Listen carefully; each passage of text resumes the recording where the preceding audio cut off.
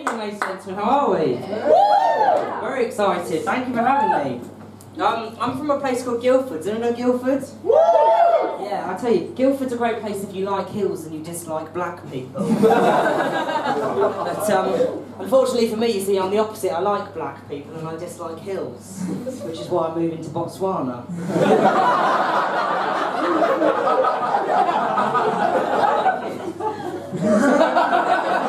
There's an awkward moment in the middle of that joke where people think I'm racist, and then it's fine at the end. The other day I forgot to tell the end of that joke and I just looked racist.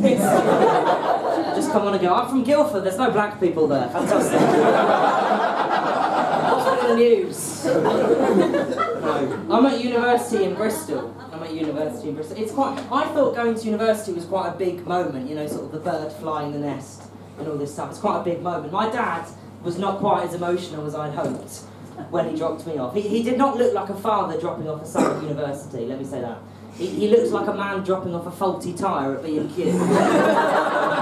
Which was true, really, because he did drop me at B&Q and I walked through it. I'm studying film. Does anyone study film? No! No one else borderline retarded in here? No one else working at Boots? Fantastic. No, it's weird. I immediately established myself as something of an outsider in my lectures, because in our first lecture we were talking about film sets and moving equipment around film sets and what you should move when. And the lecturer said, what would be an example of something we would move at night? And I said, a body.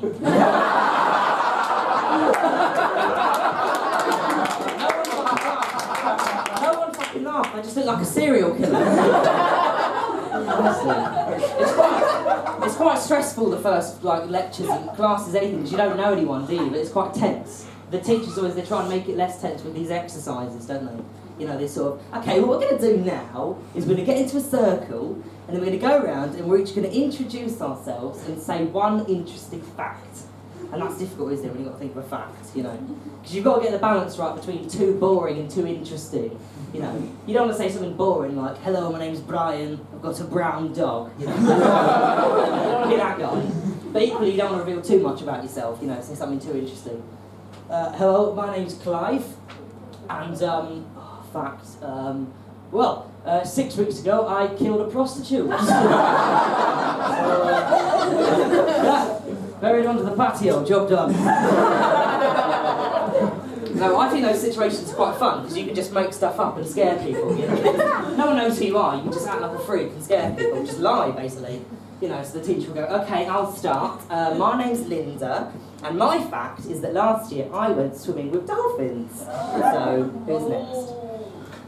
Hello, my name's Tom, and, well, I don't like Jews. There we go. Never have done. Never will do. Who's next? No, it's difficult, isn't it? I was in America recently. There's quite a lot of stupid people in America. I will say that. I'm not saying, by the way, that all Americans are stupid. Obviously, that's a stereotype. I'm just saying that there are a lot of stupid people in America. You know, and I said that to an American man when I was there. I said, there are a lot of stupid people in America, aren't there? And he said, what you've got to remember is that there are a lot of people in America, so there's going to be a lot of stupid people, just statistically. And I said, yeah, but there's a lot of people in China as well, aren't there? They're quite clever Chinese, aren't they? There are 7-year-olds in China making iPhones. The only thing 7-year-olds in America are making is body fat. It's ridiculous.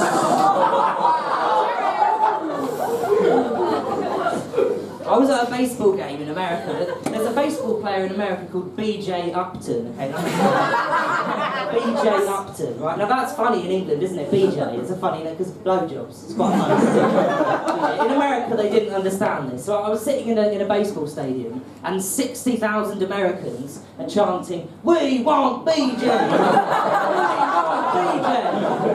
Honestly, I thought we were going to have a 60,000 strong orgy. I got excited. I turned around, there was an American boy, he can't have been more than 6 years old, screaming, "I want BJ! I want BJ!" His dad's next to him going, "You goddamn right, son!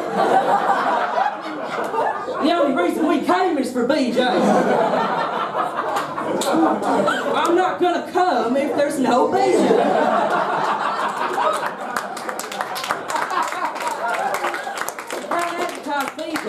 no BJ, that's just rude.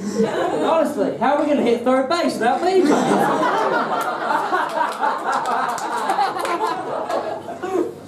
There are many things that stress young people out, really stress young people out. There's one thing that stresses this is specifically males, stresses young males out. You'll understand what I'm saying if you're a teenage boy.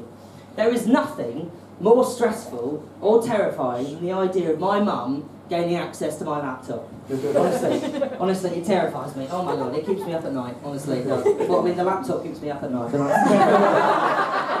That's different, honestly. If you don't believe me, ask any teenage boy if you can borrow his laptop. Just watch him squirm.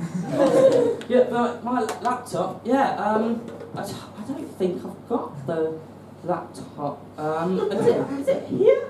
Do I have a laptop? I think it's broken. Is it? What? Honestly. Because the only thing that's going through my head when someone says, can I borrow your laptop is, did I delete the history last time? That's the only thing I think about, because I should do it every time, honestly. And sometimes I do it, and it's fine, and my mum borrows it, and she goes, is this it? No one's been on here. And it does that. Sometimes I remember to delete the history, and I still don't, just because I like to add a bit of drama into my life. A bit of a surprise next time I open it, you know. Sometimes I'll be in the kitchen, on my laptop, and all members of my family are present. That's a high-risk situation. That requires concentration on my part. Honestly, it's terrifying. I imagine it's quite similar to the luge in the Winter Olympics. Honestly, one mistake and you're fucking dead. It's fucking terrifying. But obviously I make mistakes, you know, I go to the loo, leave my laptop unlocked in the kitchen, and just hear my mum shouting from the other side, Tom, I'm just going to borrow your laptop. Mum, no! Leave it, Mum! Okay, let's just look up this recipe. Pork casserole. P-O-R... Mum! It's stressful being young, isn't it? It is. Acne is a problem for teenagers. That was a problem for me, acne. The thing I hated about acne was that it was on my face. There's nothing you can do about something that's on your face, is there? You know, other health problems, you know, you can hide. You've got a bunion, you can put a sock. Yeah. You can't hide something that's on your face. The only thing I could think to do was spend a lot of time go-karting. Because that way I wouldn't have any friends to laugh at it. Honestly. My acne was so bad, I genuinely considered becoming a Muslim woman. Honestly. I thought that was the only option, honestly. 3 years I had burqa on my Christmas list, I never got one.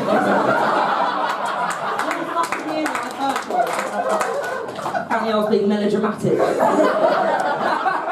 Because if you think about it, a burqa would solve acne problems, wouldn't it? It would cover, you know, I thought I'd just pass it off as a fashion trend. You know, Tom, are you wearing a burqa? Yeah, I am, yeah. Yeah, I'm going for that sort of Middle Eastern chic. But they're quite easy, really, you know, if you can't be bothered in the morning, just whip a burqa on. They come in 7 different colours, machine washable. You get a free smoke grenade as well for that sort of flavour. Sorry, shake my hand in, that's too much. Because they do, burqas hide most health problems, don't they? If you think about it, they do. I think that's one of the reasons there isn't an embarrassing bodies in Bangladesh. I think the other reason's funding. This is new stuff, by the way, I didn't realise it was this. I apologise, I do. I think the NHS should get onto this and start handing out free burqas as alternatives. Because it would work, you know. Okay, Mrs. Smith, I've got some good news and some bad news. The bad news is there's nothing we can do about your gout. So, apologies on that front. The good news is, I've had a word with senior management, and the NHS would like to offer you a free complimentary burqa. So, I thought you looked good in lime green. The thing I hated most about acne was how insensitive other people are about it. People are so insensitive about acne, you know. People used to come up to me and say, what's that on your face? Oh my God, are you going to do something about that? Oh my God, is it bleeding? Yes, thank you. Has anyone got a tissue? Thank you. Have you ever had that? Have you ever had a spot bursting in the middle of a conversation? Is there a more depressing moment in life? You're standing there talking to someone, you just feel blood dripping down your forehead. You just think, please tell me it just started raining. Braces as well, that was another teenage problem. Braces. The problem with braces is they put these elastic bands in them. You seen this? Elastic bands, you know, you make any sudden movement, they snap. You know, you yawn, you take someone's eye out. Honestly, even with a burp, you're at risk. I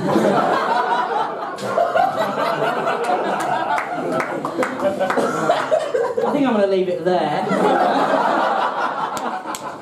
Ladies and gentlemen, thank you very much. You've been fantastic.